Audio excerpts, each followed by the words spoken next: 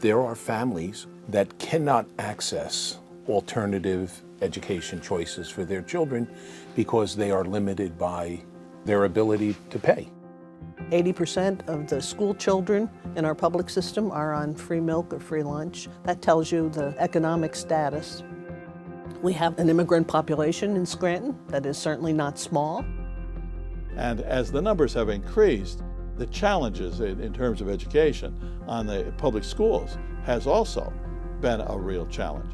A lot of overpopulation in some of the schools, a lack of individual attention for many that have potential. Children coming from homes that didn't necessarily have the wherewithal to show children how to make a better life. The school that their child is in may be underperforming. The other students around them may not be ones that are trying to thrive academically. And they're saying to themselves, we want something more. We can't access it because to access something different costs money. Can we afford to lose one gift in one child? Can we afford to lose it? I don't think so.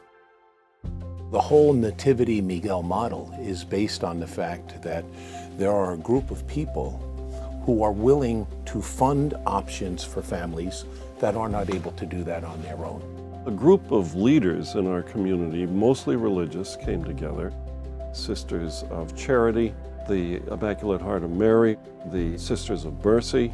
There were several diocesan priests, and then there were educators that really understood what was going on in schools in our area and said, we would like to offer something better.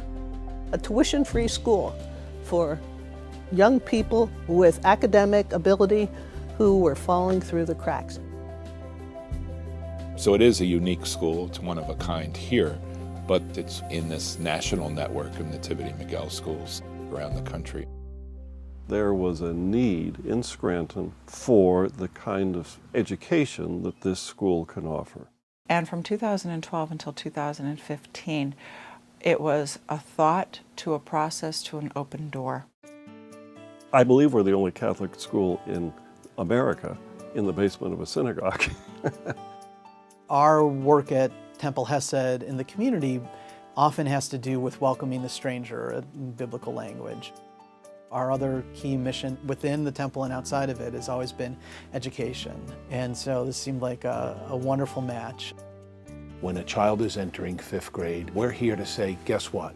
You have so many talents and so many abilities. We're going to help you realize them. And the criteria for admission, is simply very good academic record, and you need to qualify for the low-income portion of the National School Lunch Program. This is an opportunity for your son or daughter to have a real opportunity to achieve in school. The first and most important element is that it's small classes. There's individualized attention, more focused education. I think Scranton Nativity is going to help me go to better high schools and colleges. The classroom is so small. Your teacher, they will definitely come and see you what's going on with you, and this would be benefited for you to develop yourself, and you'll get more opportunity to grow. You can't hide in the back. You're always out there. And the students being selected to come here based on academics creates the environment that everyone's trying to do well instead of hoping you get the class that has the good environment. In our church, our priest told us about this school, and we took multiple tests to see if we got in, and luckily I did get in. It's hard, yes, little bit, but for me, for my husband, and for my daughter, it's big opportunity. The Nativity School Miguel is more strong for learning, it's focused in the college. It's much better for my daughter. One thing that makes the school day unique is we don't end at 3 o'clock. We have an extended day period, which gives us the leeway to work extra with them, either with extracurricular activities or homework help. We get to finish our homework, so that's the biggest difference. It's that we have to wake up in early morning. I have to wake up at 6 just to make sure I can get ready. I eat my breakfast, and then I have to head to school. The extended day gives more opportunity for education and formation, not only religiously, but socially and intellectually, and the enthusiasm among the students. Having that kind of guidance and being able to be here in a quiet atmosphere and to have all those new worlds open to them, the potential to make a difference, I think, is great. I mean, that's what we're here for the education aspect. It's not to clock in certain hours, but it's so that they can actually learn, and whatever that takes. People say, you're not charging them anything to come here. Oh, but I say, this is not easy. It's a heightened dynamic of perhaps what they would have been used to in a traditional classroom. It's also a more inclusive education system. In our old school, we didn't have as much learning for instruments and other academic things than the school. So we have more materials that we used to have than we had in public school. Arts program, creative writing programs. We have sports and activities like that too. It's that cross-section of learning opportunity that makes the well-rounded student. They learn what each other is about, they learn about each other, they make friends. My friends, they are the best. We get to learn each other's language and share our cultures.